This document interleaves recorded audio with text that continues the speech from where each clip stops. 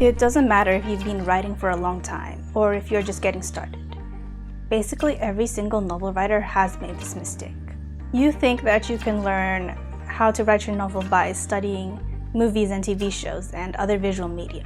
It's true that it's very convenient to study these stories as you consume them because you can go through more movies than books in a single day, but just because something is easy and convenient to do doesn't mean that it's actually effective or a good idea. And that's the thesis of this video. You cannot effectively learn novel writing from visual media. You can learn to imagine, you can learn to think, and you can learn what you like and don't like, but you're not going to learn how to write your novel. However, I'm sure that you watching this feel otherwise, so let me give you the 3 things that studying visual media does actually do, so that you can understand why all the movies and shows you're watching aren't actually going to improve your writing. And I'll also give a suggestion for what you can do instead that is going to be so much more effective if you're trying to learn how to write a novel.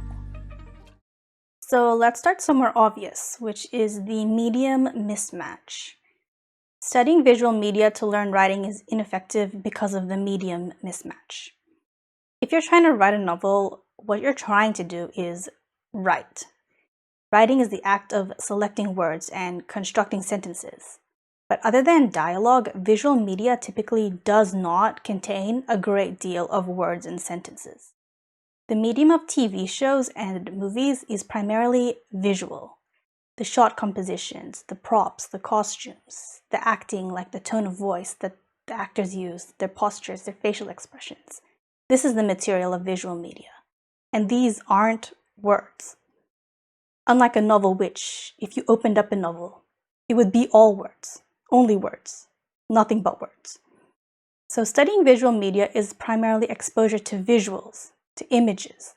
And exposure to images, moving images or still images, can make you good at imagining. It can make you even very good at imagining, but it isn't going to make you good at writing sentences. In the worst cases, there are writers who can envision in their mind's eye what their characters look like, how they smile and frown, what they wear, the places they go. These writers can even envision elaborate and impressive action sequences, and they'll even know when it would make an impact to zoom in or zoom out of the shot in the scene that they're imagining. But when they open a Word document and they put their fingers over the keys, they can't write.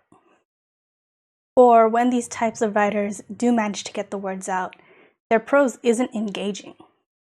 They don't have the vocabulary to express themselves because they don't know what various things are called, even though they can imagine them. So even though they identify as writers, they are primarily imaginers.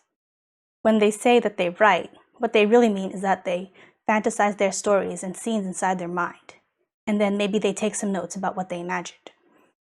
They can talk a lot about their ideas and make text posts on social media, but they struggle to produce prose. They don't have anything to show if you ask them if you could read any of their work, because they're lacking in the skill of literally writing. Do you see now why it's a mistake to think that studying visual media will make you good at writing?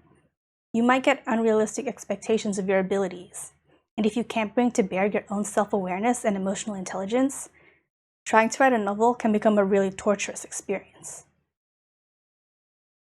So the first thing that studying visual media can do is make you good at imagining because of the exposure to images.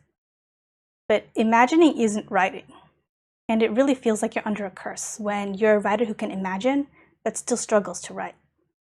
The second thing that studying visual media can do is educate you in the elements of storytelling. I don't need to tell you about what visual media and novels have in common. And if you're a writer who literally writes for visual media, then of course it's a good idea for you to study the medium that you're literally trying to produce. And you're not the target audience of this video. But if you are a writer and you're producing work that's only words, like a book or a novel, then learning story elements from visual media has severe limitations because you are observing a secondary source. You are deriving from a derivative. You're not starting from your own thoughts. You're parroting other people and you're not speaking for yourself. Let me make an analogy. Illustrators, draftspeople, and artists who draw people, they study anatomy from real human beings, life drawing studies. before they make extrapolations and stylize these things according to their own tastes. I would say that the equivalent of life drawing studies for writers is to journal about real-life events, observations, and conversations. Tell yourself the story of something emotionally significant that happened to you, whether it was positive or negative.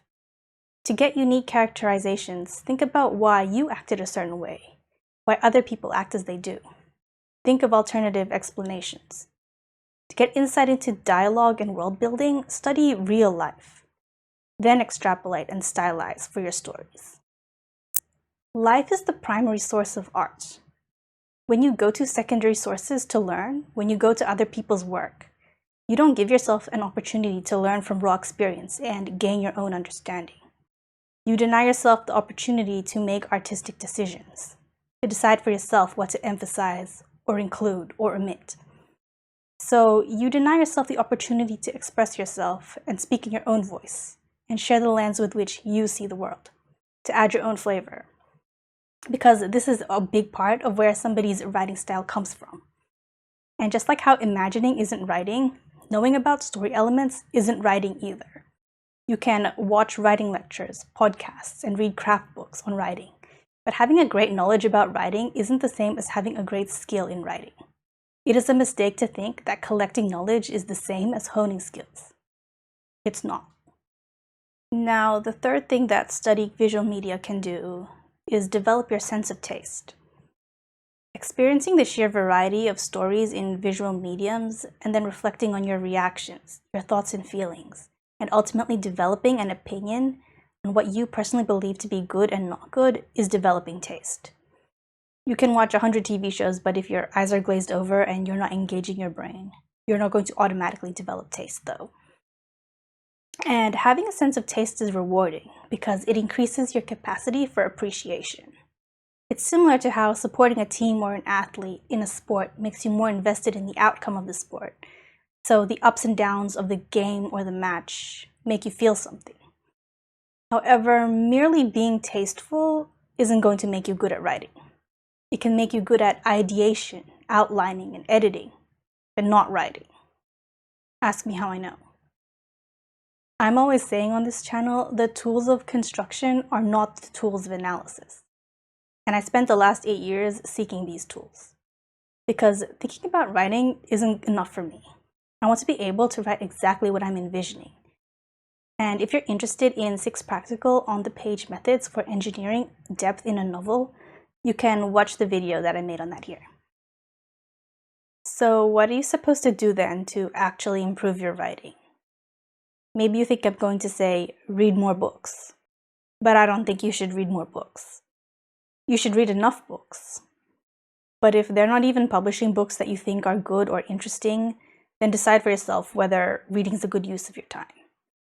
Sometimes more isn't better. It's just more.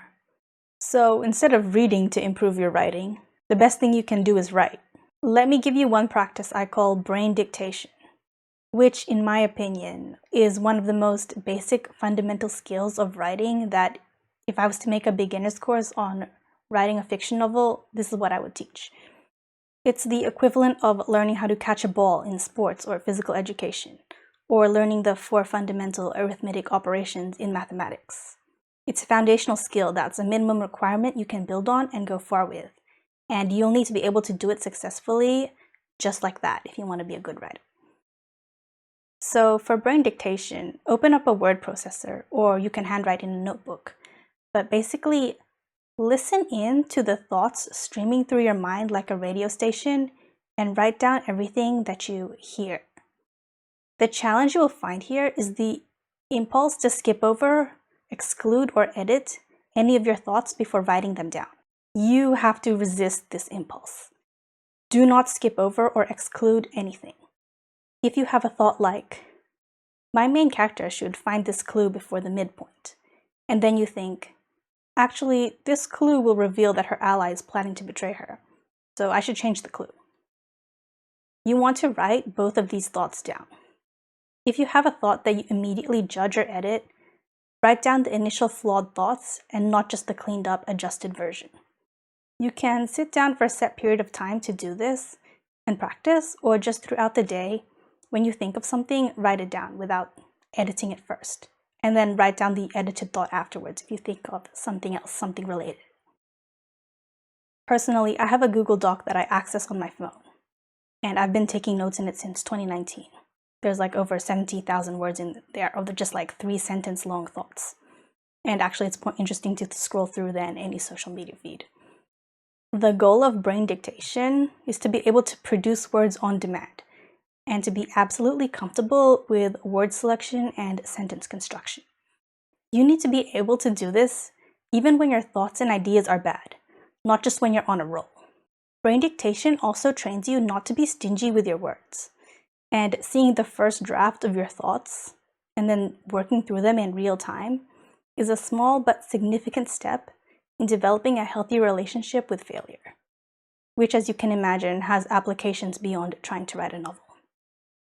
If you want to know more about why you should literally write and not just think, watch the first video on my channel about how thinking isn't writing, where I give the neuropsychological reasons why it's impossible to write your novel in your head.